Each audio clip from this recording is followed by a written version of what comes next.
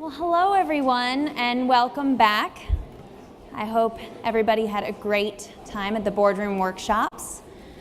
I know that this is the last session of the day, and a lot of people have flown in this morning, some of whom from the East Coast, so you may be a little bit tired, but I'm delighted to tell you that this session was literally built to engage. We are going to be talking about curiosity. So curiosity is an exciting topic because curiosity is when you know that you don't know, but you want to know. And so what I wanted to know as I was preparing for this was, where does this word curiosity come from? So I was looking it up and I was doing a little bit of research, some exploration, if you will, and I found that it's rooted in the Latin words cura, or cura, not quite sure how to say it, which means to care or to worry, and query, which means to seek or to inquire. So literally, curiosity means to care enough to seek out information. And what's really neat about curiosity is that it's sort of this place where you know that there's a gap in your knowledge, and you desperately want to fill it. And so you ask questions, and you take risks, and all with the hope that maybe, just maybe, you will experience the joys of discovery. And curiosity is wonderful because it's the spark of innovation. It is what leads to change.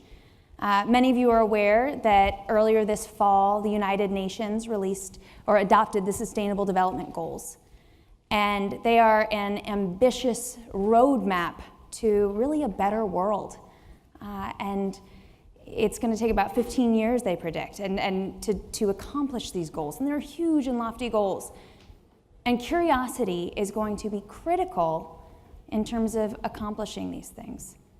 Earlier today, we heard from Maurizio, who's from Intellectual Ventures, and I was so excited to hear from him, but I was actually a little bit surprised because he has a colleague, and I don't know if he's still here. He has a colleague who, I don't know if any of you read in Bloomberg about a month ago, is named Lowell Wood. And Lowell Wood is a fascinating guy because in July, he surpassed Thomas Edison for holding the record for a number of patents at 1,085 patents. And what's really amazing about Lowell is that he has 3,000 more inventions that are awaiting review. He's a very curious guy. And something that's inspiring about Lowell is that over half of his time is spent investigating things that are going to serve the lowest kind of common denominator, really to help the most impoverished populations on Earth. And it really does breed this sense of optimism, because for curious people, our biggest problems in the world are really just something that are yet to be solved. It's interesting because curiosity also is very humanizing. The Gallup poll, they released a poll, they did a poll about, I guess it was last year, and something kind of cool about it was that they identified through this wide survey that happiness, two of the main things that drive happiness are good relationships and personal growth, and both of those are fueled by curiosity. So curiosity in many, many ways really does help us to have a more fulfilled life. So I want you to travel with me back for a minute to the early 1980s. I don't know if any of you remember, MTV was launching, CNN was launching. They were totally transforming the cable industry. And I was an incredibly curious young toddler. That would be me right next to the teacher. And also being curious about blocks. Far more importantly, there was an incurably curious man by the name of John Hendricks. And John Hendricks believed that media could do so much more than just entertain. That if people were going to watch 24 hours of news and 24 hours of music, that people would watch 24 hours of documentary television, because he believed media had the ability to inspire and to educate. And I'm thankful that he was this curious person and that he believed that there were more curious people out there, because selfishly, that kid got a job. But far more importantly, the Discovery Channel launched. And the Discovery Channel has grown today to be the #1 nonfiction media company in the world. It is in 220 some countries and territories. We have almost 3 billion viewers now. It's pretty phenomenal that we are literally trying to reach people on any platform, every device out there, in order to help them satisfy their natural curiosity. And one of the most exciting places where we're doing this is in classrooms with Discovery Education. And the reason that's so exciting is because we've now boiled it down to children and really starting early. See, we're all born curious. We all touch things and taste things and pull things and crawl around on things when we're born, because we want to learn about this world that we were born into. And something interesting is that studies have shown children, when they sense something mysterious and unknown that adults feel fear about, children actually gravitate towards it because they don't yet have that fear. So when you think about a child flipping a light switch over and over and over again, they're really just learning about cause and effect. And when you think about a child who's pouring water into many different size shapes, containers, and making a huge mess of your floor, they're learning the pre-concepts of mass and volume. And so we learn as children as we grow up, by asking questions then. Why is the grass green? Why is the sky blue? Are gnomes real? I'm gonna take that as a no. I was asking for a friend. But somehow along the way, curiosity becomes dimmed. Somehow we start getting a little bit insecure about asking questions. Somewhere along the way, questions become correlated with a lack of knowledge. And so what we at Discovery Education are aiming to do is to really get kids to start inquiring sooner, to ask questions, to begin by making the content relevant to them and really making it apply to the world that they live in.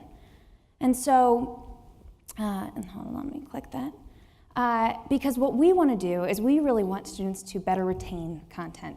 And UC Davis did a really, really fascinating study recently where they identified that when curiosity is piqued, there is more activity happening, and there's a lot of scientists over here and doctors, so I might get this wrong, and if I do, please don't tell anyone, but that the brain region, or the area of your brain that is related to reward and also to creating new memories, is more active. And in fact, that when you're curious and your curiosity is piqued about something you're interested in, you actually are retaining more of what you're learning about areas that maybe you're not traditionally as interested in. And so if we can do that in classrooms and kind of challenge the status quo, our students are not only going to remember more of what they're learning, but they're going to enjoy the learning experience more. And so when we all think about probability, and we think about how many marbles are in that jar, we want to engage students by making it relevant for them and helping them to understand, hold on one second, this is not working, there we go. We want for students to understand probability by applying it to their everyday lives. So how many different ways could you customize the skateboard? Or how many different ways, or how likely is it that you're going to have the same class schedule as your best friend? And recently we've partnered with NFLPA and EA Sports so that students have to they have to go through simulations where they have to make informed decisions about, and kind of in real time, about how likely is it that an offensive player is going to pass or run the ball, or related to physics, and what is the parabola of this lob. So making it engaging and exciting. And something really cool also about millennials is that 75% of millennials have a passport. And that is double the rest of the population. So there is this just innate desire to see things, to travel, to experience more.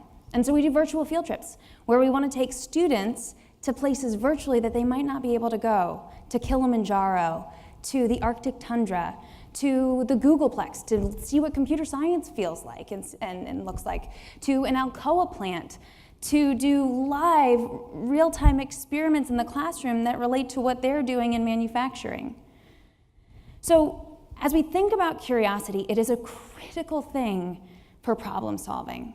And today we're going to hear from some of the brightest minds, and we've already heard from many bright minds in problem solving. But we really need to be fostering that in our students as well, because they are tomorrow's problem solvers. And so I would challenge you to, if you have children, encourage them to ask more questions. A very wise man once said that when his children would come home, he didn't ask them what they learned that day, he asked them what questions they asked. And so really, as we think about empowering this next generation of problem solvers, inquiry and curiosity is really critical and key.